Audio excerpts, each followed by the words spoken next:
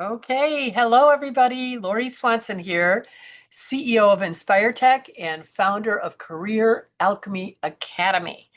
And I'm coming to you live as I do almost every week. Today is Tuesday, normally Wednesdays, 1 o'clock Central, but I often am, I shuffle around a little bit. So sign up for our newsletter at inspiretech.com, and then you will get the alerts on when through the month. I just send it out once, but it's the times of the LinkedIn's for the whole month. In case you really want to, you just can't help yourself, you got to come live. Then that's one of the best ways to find out if we're going to be live on Wednesdays or if it's shifted because of, that I'm going to a networking event or I'm speaking or running a workshop or something like that. Going out of town, who knows? So, uh, inspiretech.com. You can follow the QR code over my shoulder. If you go to resources and go down to career blog, you can sign up there. You can sign up at the bottom of the homepage. There's a little gray line at the bottom, and over to the right, it says Inspirations in your inbox. Inspirations is the name of my blog. So you can sign up there as well. And then you know the time that Lori goes live on LinkedIn. So also, of course, we are recording, and it will continue to be the recording. Today's recording will be for a little bit live on LinkedIn as well until they remove it. And I don't know if it's 3 days or 5 days. I don't know, 7 days. I don't know how often they remove them, but they're up there for a little bit of time live. And the blog always sits on our website, and it's generally the information that I'm using in the blog is what I'm talking about here on LinkedIn, as well as on Facebook, Instagram, and YouTube. YouTube, we have started our YouTube channel. What the heck? It's very confronting for me, and I think I might talk about it in my next blog or within the next few weeks. One of the things that I coach around is visibility and being comfortable. I don't think any of us women choose to be invisible deliberately. We, based on just cultural, patriarchal structures that we've grown up in, have us often choosing invisibility. Our own confidence and belief in ourselves can have us choosing to sort of fly under the radar a little bit. But you can know without having a career coach that you're leaving opportunities on the table when you're not fully embracing your visibility. So I'm going to be talking. We talk about it. I train on it. I just think it's so, so important to your careers, to your pocketbooks, to your ability to influence those coming behind you, your own daughters and sons, through your willingness to step into the limelight a little bit more. So often a little tangent there I was, but all of that to say that I think that visibility and, going here live and choosing to include a channel like TikTok I was fine with like LinkedIn and Instagram and Facebook. Like, I didn't really think about that, but you all know each of the social channels are a little bit different. They have a little bit different objectives. They have a different vibe. TikTok's definitely a different vibe. And for some reason that had me going, oh, maybe I need to tamp down my visibility. But of course, I'm not going to. It just was a thought and a feeling that I was having. And that has been a really interesting deep dive into this whole idea of how we can embrace our visibility and empower ourselves and others. So there you have it. We welcome TikTokers. Now, this week, as in every week, I'm going to be talking to you about something. And today's topic is what I call the Pazzi method. It's a process, or Pazzi process. I like the alliteration there. So I did have it as method. And I'm like, no, process. Who really cares? But Pazzi process, because it sounds better. So the Pazzi process. POSI being POSI, it's an acronym. The POSI process for helping you complete your performance reviews with confidence and ease. So that's what I want to talk to you about today, because guess what? It is that time of the year where I have a lot of my coaching clients coming to me with their performance reviews. Now, some of my clients do them every quarter, some of them do them every year, and some of them do just twice a year, but it really isn't about the frequency. What I find interesting is that the emotion that comes with it, the anxiety that builds, the overwhelm that happens during, whether it's once a year or can you imagine 4 times a year, that starts to build. And it isn't just about the time that's involved, digging through emails and Slack messages and past performance appraisals and, your calendars and Excel spreadsheets you might have created where you have different things, where your project information is. So you're going, it isn't just the time that it takes to capture all of those for the review, but I think that it's also what I call the inner noise that happens that is actually impacts how quickly we get the performance appraisal done, and how we feel during the process, how we treat ourselves during the process, with high level of self-care, or with tuning into our over-Xing buffering behaviors in order to escape the feelings that come with doing a performance review. And if you watch me before, I talk about buffering or over-Xing, over-eating, over-sleeping, over procrastinating, overthinking, overspending, like all of these things we do in order not to feel. And so I'm always encouraging the feelings, because what I really, really know is behind every emotion, there's a thought, and the thought isn't serving us if the feelings we're having are keeping us from being more visible, keeping us from completing our performance appraisals, keeping us from asking a raise.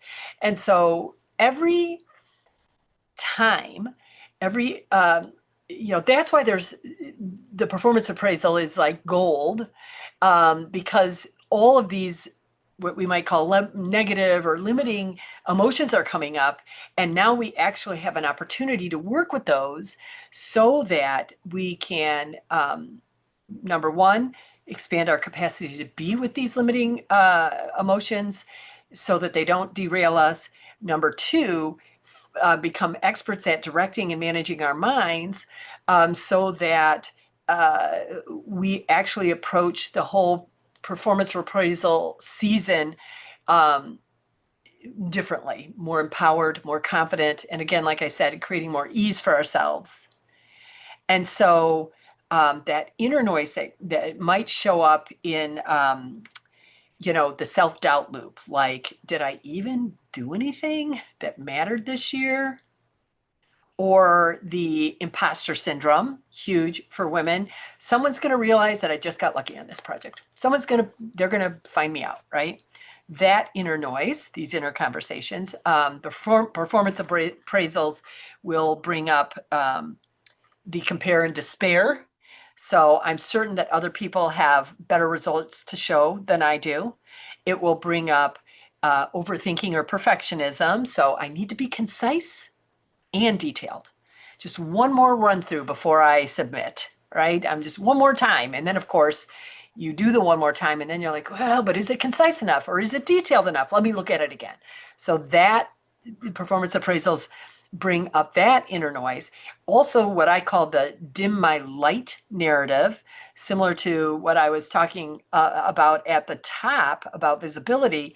So it isn't just like, visibility isn't just, like your, physical, being visible, just your person being visible. It's also about being visible in tooting your own horn a little bit, like through communication of really up-leveling how you're communicating something from a more powerful place, both delivering hard news and also tooting your own horn, like I said. So the dim my light narrative, that form of inner noise is something like, oh, maybe I better tamp that down a little bit, be a little more low key. I wouldn't want to be overstating my impact. Or maybe I am overstating. So questioning even that the impact you're having has the value, so I don't want to overstate it. But sometimes appraisals actually encourage you to do that. And even that inner noise of, it's encouraging me to go really far in how I'm sharing my expertise that almost feels like a lie. And so that inner noise of catching that and allowing yourself to go big. And then finally, the inner noise of what I call the identity tangle. So often when we move into performance appraisal season, my clients will start saying to me, I'm not even sure. I'm doing the work of this performance. I'm not even sure if I fit in this company anymore. I don't even know if I belong here. And that could be true, right? This appraisal could actually alert you to that your path has been stagnant and you don't really see upward mobility for yourself or for your career or for your pocketbook. And so it may alert you once again that it's time to start a job search or pivot or reposition your career in some ways. That may be true, but that's separate from this idea of the inner noise that a performance appraisal brings up that you might not belong here. Because then what happens is I'm just going to mail it in, and maybe they'll put me on a PIP, maybe I'll get released. But again, that's you sort of abdicating responsibility because you just don't want to do the performance appraisal, or you're triggered by the performance appraisal. So it's just it's sort of a form of not even sort of, it's a form of self-sabotage. When we let those thoughts, that inner noise come in of, perhaps I just don't fit here. It's more of a way of saying, I'm not sure if I have enough to share. And so I just won't really work too hard at sharing my impact. And then if I do get put on a PIP or released, there's some level of, when I think about self-sabotage, I think about self-protection as well. There's some level of being able to protect myself by saying, well, I didn't really fully,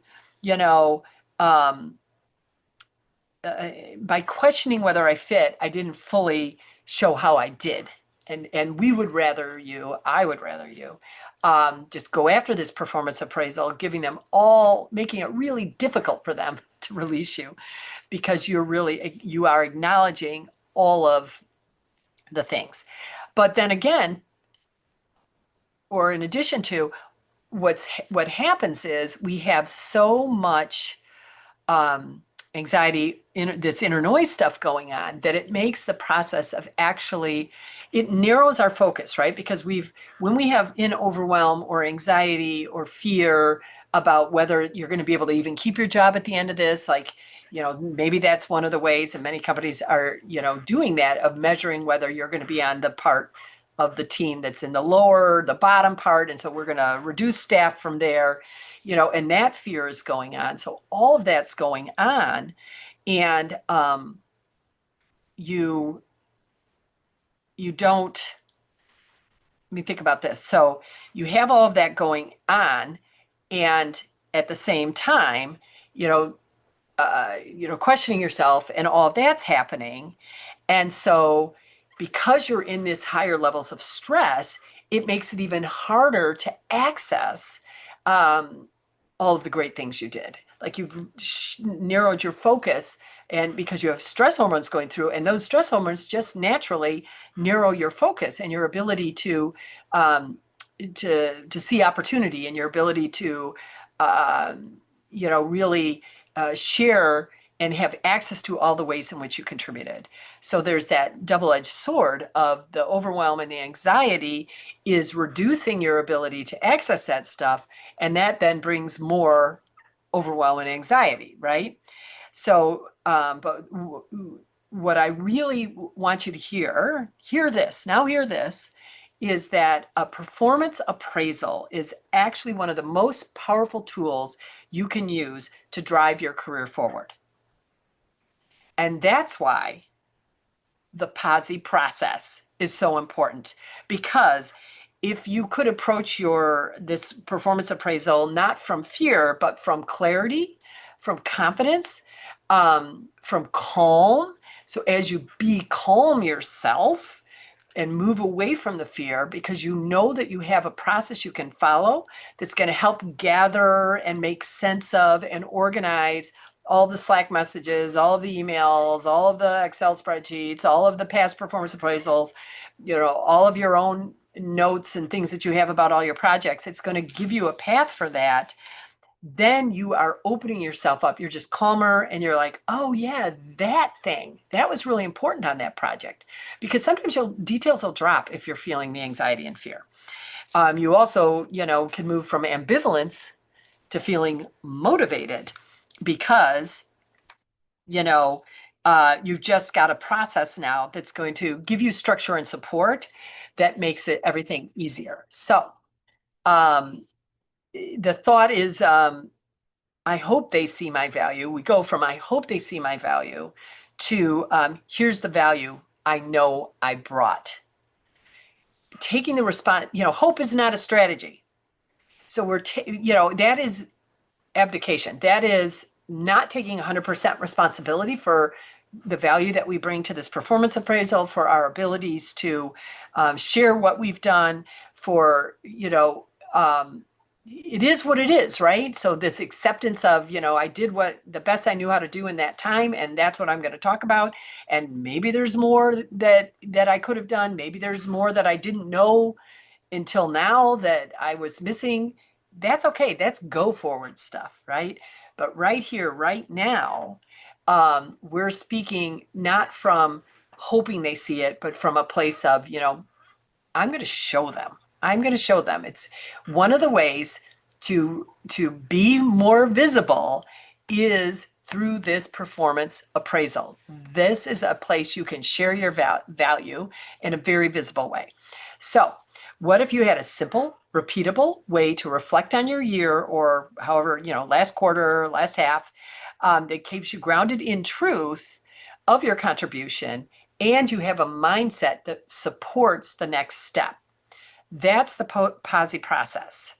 So again, POSI. I don't even know if I said that. POSI. So that's the acronym.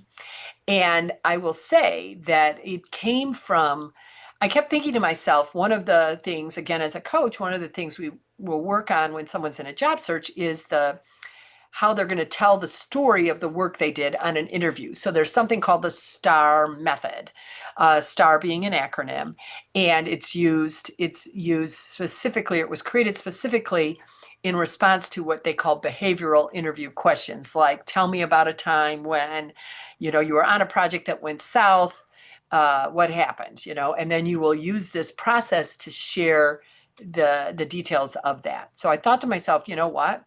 This can be modified and into a way in which you can share your value through the performance appraisal. So STAR becomes POSI, POSI, as in, or POSI process. So positive, so POSI process. So it's positive.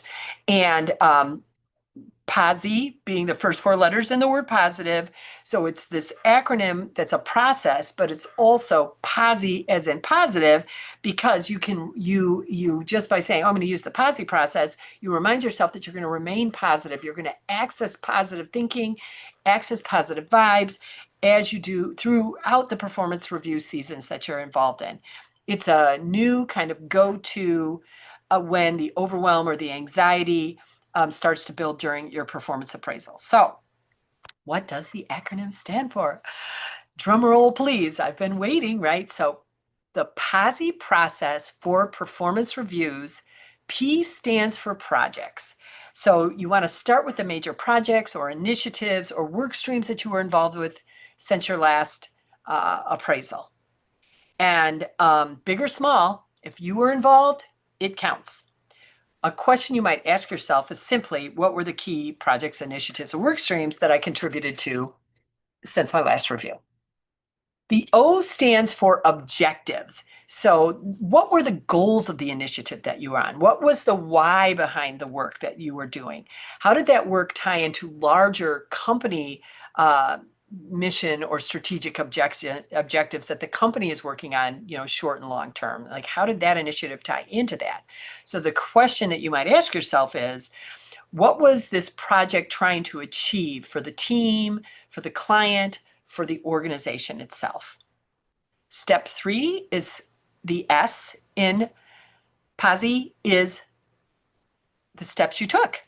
So here's where you get to talk specifics about the role you were in, the actions that you took for that particular initiative, the leadership that you provided, what you did to help the project be successful or move forward. Some projects, are still in flight during different performance appraisals, but you always have outcomes that are happening at each step of the way, and that's what you want to focus on. So questions during that, when you think about the S, the steps that you took, where did you lead? Where did you influence? What problems were you solving or moving forward?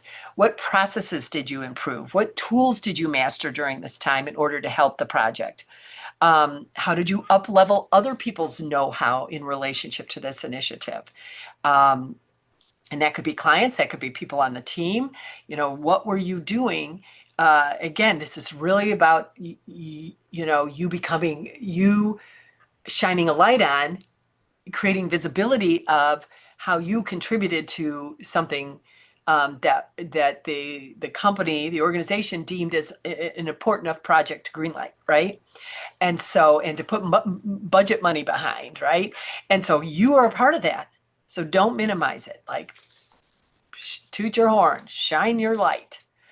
And then finally, impact is I.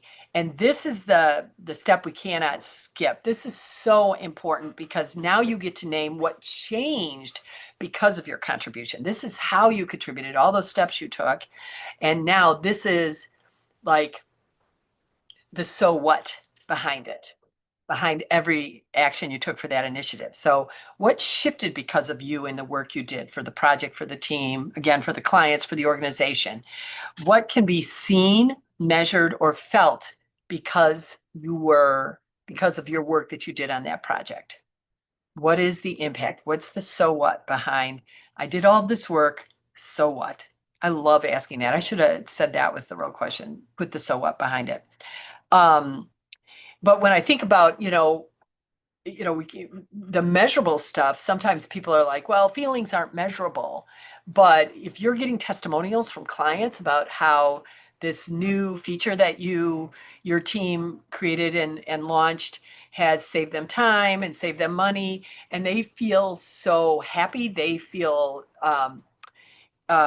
relief, they feel heard themselves because they've been asking for something like this, that those feelings are real and I believe valuable to talk about. Our clients are sending us testimonials. That's measurable. We're getting a testimonial a day about how good they feel now, how much relief they feel, how much easier their job is. So that's the POSI process: projects, objectives, steps, and impact. This will helps you focus the facts of your recent work. So you just pick a project, in the performance appraisals, you just start with project 1 and write your way through the POSI process, watch your work take on deeper meaning for you, and have you feeling more confident about what you did. So you can easily align the impact of your work with what your leadership wants and needs to know, and also what you want to make sure you share. And so that's, again, you're feeling more calm. You have a process, a process just helps. What step am I doing next? What step am I doing next? And so you can work through that. The big bonus, I think, is that the POSI bonus is that the inner noise quiets down. You aren't being sidetracked, or your energy isn't being, lowered because of that's what limiting thoughts does. It lowers your energy. And then you think you don't have the energy to do this, or you think you're just too tired to do it. But in fact, it isn't that, again, I will often say you didn't like build a house, in the last hour so that you're feeling physically exhausted, or dig a big trench, right? And you have physical exhaustion. If you're feeling demotivated and just like too tired to do it, it has nothing to do with physical exertion. It has everything to do with the thoughts you're thinking that are creating this lower energy, that are keeping you from using the performance appraisal as a career strategy tool, advancing your career. So the POSI process becomes the springboard for asking for the raise. It becomes um, the motivation you need to go after the promotion, to move into leadership, or even, now consider, am I done here in this organization? Is it time for me to move on, either in this particular role, or, and maybe pivoting and repositioning yourself within your organization, or out into a different industry, a different size of organization, again, a higher level role, or even the same role, but just with a new team, a new culture, new problems to solve. And so this can be the springboard for that. And so use that thought like, oh, as I'm doing this, this is the springboard for my next career move. This work I'm doing right now, it isn't overwhelming to me. It isn't going to drain my energy, because in fact, I have an opportunity to become more visible where I'm at. And I also have an opportunity to use this, what I'm creating, this, use this POSI process to move me on to whatever is next. So the way you describe your work and your impact through the POSI process begins to shape what's possible for you in your next chapter. So the performance review becomes something that you look forward to, right? With positive vibes, POSI vibes, knowing that it's now become part of your career strategy, not something that you just have to get done. So can you feel it? Can you feel it? Positive vibes for my performance review. Yes. So if you feel like you're stuck in a swirl, questioning your worth, or over editing your bullet points, or quietly bracing for feedback from your performance review, knowing that you're going to perhaps feel hurt by it, remember, it's not just about the appraisal. It's about not wanting, what you're really pushing up against is your not wanting to play small. That you want to play bigger, you want to go after things, but you're just not totally sure how. So come join me. If you are interested in talking to me about, I've opened up some discovery calls. If you're interested in talking to me about working with me one-on-one, or becoming part of Career Alchemy Academy and how that might support the leveraging of your performance appraisal into something new, then follow the QR code and go to private coaching, because I believe that's where the button is to schedule a call with me. I know it's there. So schedule a call with me there. Let's talk about where you're at, where you want to go, and see if in that messy middle, if working together makes sense.